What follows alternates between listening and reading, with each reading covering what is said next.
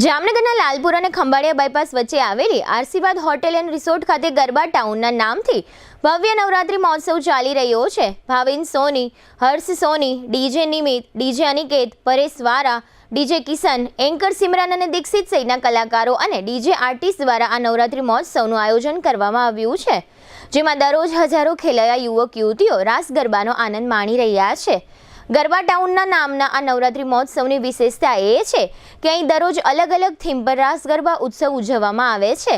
આ ઉપરાંત નવરાત્રી મહોત્સવ દરમિયાન 2-3 દિવસ માટે મંડલી રાસ ગરબાનું પણ આયોજન કરવામાં આવી રહ્યું છે, જેમાં સેંકડો ખેલૈયા યુવક યુવતીઓ અને પરિવારો સાથે આવેલા નગરજનો ઉમંગભેર નવરાત્રી મહોત્સવ માણી રહ્યા છે। ગઈકાલે સોમવારે રાત્રે જીટીપીએલ જામનગર ન્યૂઝના મેનેજિંગ એડિટર જયેશભાઈ રૂપારેલિયા દ્વારા આ ગરબા ટાઉન નવરાત્રી મહોત્સવની મુલાકાત લેવામાં આવી હતી।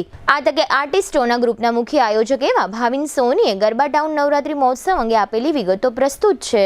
અત્યારે અમે જેટલા પણ લોકો ઉભા છીએ છે ધ ગરબા ટાઉનના ઓર્ગેનાઇઝર્સ, એટલે કે ભાવિન સોની, હર્ષ સોની સાથે ડીજે નિમિત, ડીજે અનિકેત, પરેશ વારા અને ડીજે કિશન। દોસ્તો, અમે બધા જ મિત્રોએ આ વખતે જામનગરની અંદર એક સાથે મળીને નક્કી કર્યું કે જામનગરની હિસ્ટ્રીમાં, ઇતિહાસમાં ક્યારેય ન થઈ હોય એ લેવલની નવરાત્રી આપણે બધા સાથે મળીને કરવી છે। અને એમાં પણ અમે અલગ અલગ કન્સેપ્ટ સાથે વિચાર્યું કે ભાઈ જામનગરીઓ ડિઝર્વ કરે છે દરરોજ કંઈક યુનિક, દરરોજ કંઈક અલગ। એના માટે આપણે લાઈવ બેન્ડ પણ રાખ્યું છે, ડીજેની બીટ પર પણ આપણે ધમાલ કરાવીએ છીએ। જામનગરમાં પ્રથમ વખત આપણે 10 દિવસ 10 અલગ અલગ આર્ટિસ્ટોને લઈને આવીએ છીએ આફ્ટર ગરબા શોમાં, કે જે ગરબા પછીનો આપણે એક્સ્ટ્રા ડોઝ આપીએ છીએ। અને સાથે સાથે 2 થી 3 દિવસ અમે મંડલી પણ માણવાના છીએ મિત્રો। અને સૌથી મોટી વાત એ છે કે ભાઈ પ્રેસ મીડિયાના અમારા જેટલા પણ ભાઈઓ છે, જેટલા પણ પોલીસ કર્મીઓ છે, જામનગરના જેટલા પણ વહીવટી તંત્ર છે, એમને ધ ગરબા ટાઉનનો ખૂબ જ સાથ અને સહકાર મળ્યો છે, ધ ગરબા ટાઉનને ખૂબ જ પ્રેમ મળ્યો છે। એ લોકોની આખી ટીમ અમારી સાથે ઓલવેઝ અમારા સપોર્ટમાં રહે છે, બદલ ખૂબ ખૂબ આભાર।